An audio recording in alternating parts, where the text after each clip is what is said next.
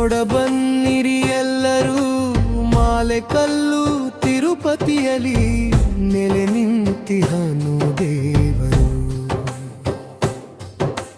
ತಿರುಪತಿಯ ಶ್ರೀನಿವಾಸ ತಿಮ್ಮಪ್ಪ ನಾಯಕನ ಕನಸಲಿ ಬಂದ. ಇಲ್ಲೇ ನೆಲೆಸುವೆ ನನ್ನ ಕಂದ ಎನ್ನುತ್ತಾ ಭಯವನು ನೀಡಿದ.